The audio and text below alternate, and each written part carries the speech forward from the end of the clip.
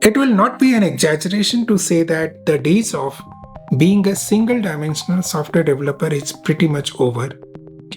We need to be multi-dimensional, and some of the multi-dimensional talent is above and beyond our knowledge and acquaintance of a particular programming language or associated libraries and frameworks. And today we are going to talk about one such thing called asynchronous task queues.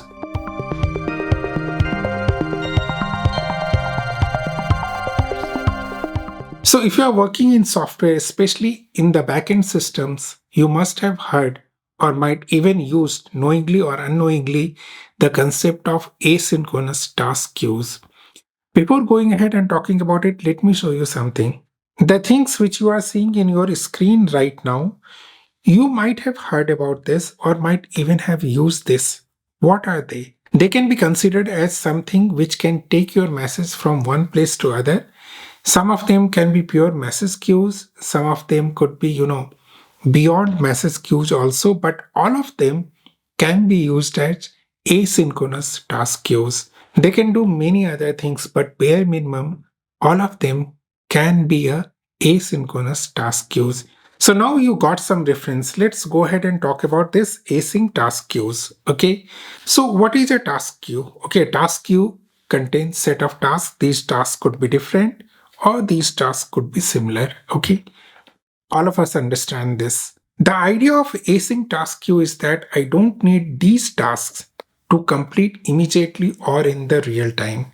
It's okay if they complete at slightly later point of time.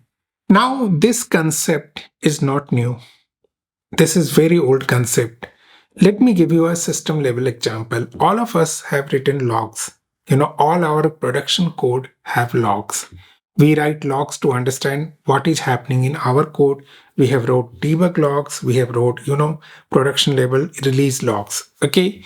So the logs gets written in a text file or any log file in the disk.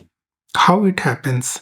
Have you ever thought that whenever you are writing a line of log and after 2 3 lines you are writing another set of log, what happens? It doesn't get written into the disk immediately. Yes, that's right. When you call a logging function and write the logs, they are not written immediately. When you write the logs, some amount of them gets buffered before it gets written onto the disk. If you want more information, just try to understand how the journaling system in the hard disk is working and how the logging mechanism in a Linux system is working. You will come to know how it happens. Have you ever felt that whether you are writing 4 5 lines of log or 7 8 lines of log, there is no difference in performance of the system? Of course, I am comparing 4 lines to 8 lines, not 1 line to 10 lines. Okay, so that's the difference between release logs and debug logs. Since debug logs are more, it will take more time, but just by increasing 2 3 lines, it doesn't impact the performance. Just do one change. Instead of writing the log using the logger function, every time you write the log, just open a file handle, write it in the file, close the file handle, and see how it impacts your code. And once you do this, you will understand that every time you are writing the log, it's not written back to the disk immediately because you are not going to see that log immediately. And it's okay if it takes 10, 20, 30 seconds to complete its writing. Now, you will say that, okay, when we have this concept and this is pretty old, why do we need something like, rabbitmq or Kafka kind of thing?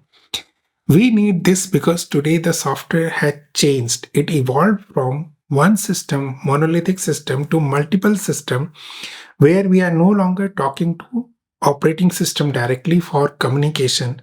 What we are trying to do is that we are trying to talk to different services in different systems. And we want some activities to be done on a different services in different systems based on the task I am giving. And that's why we need a asynchronous task queue. And it is called asynchronous because the program which is putting the data into the task queue is not waiting for that data to complete.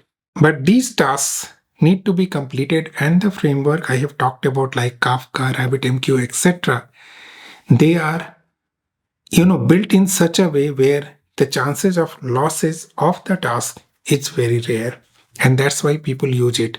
For a smaller system, you can very well create any queue in your own programming language, and you can create any intermediary system maybe based on grpc.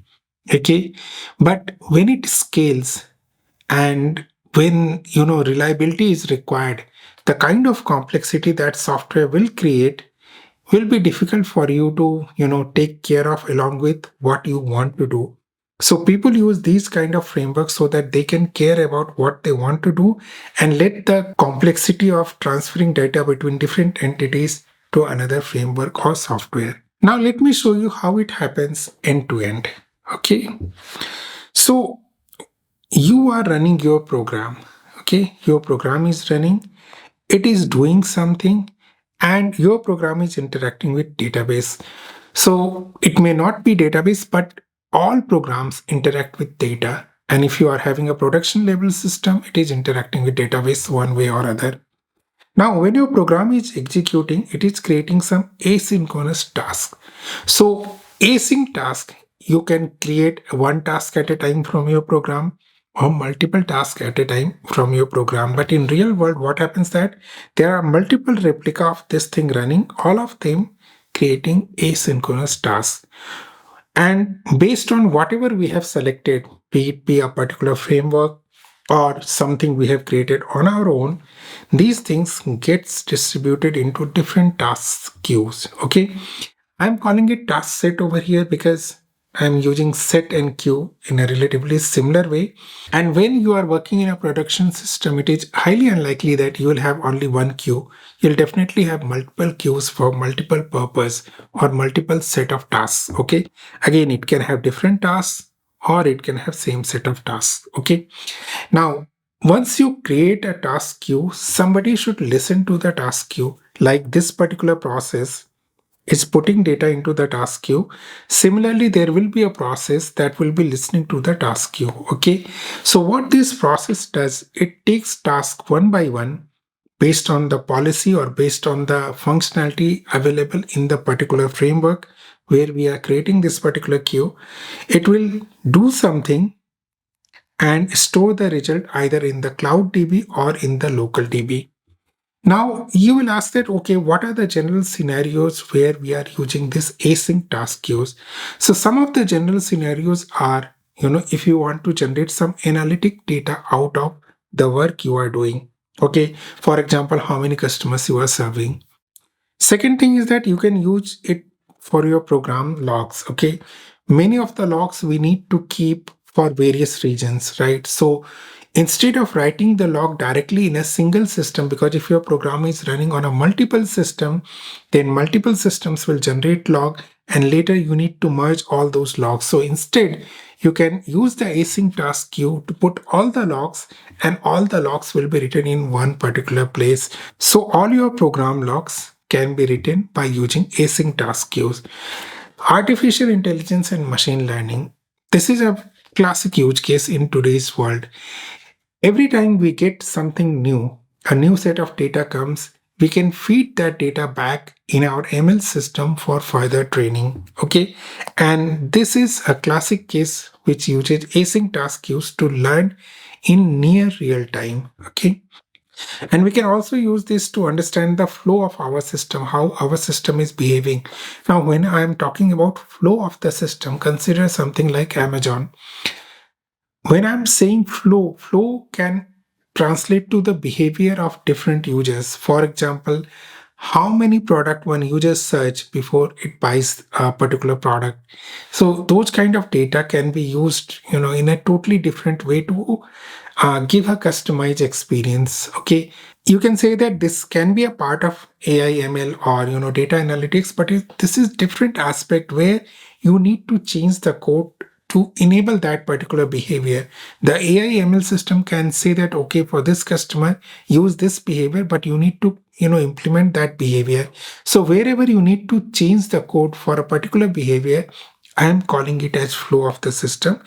And the last thing is about logic. When I'm talking about logic, I'm saying that understanding how your system logic works.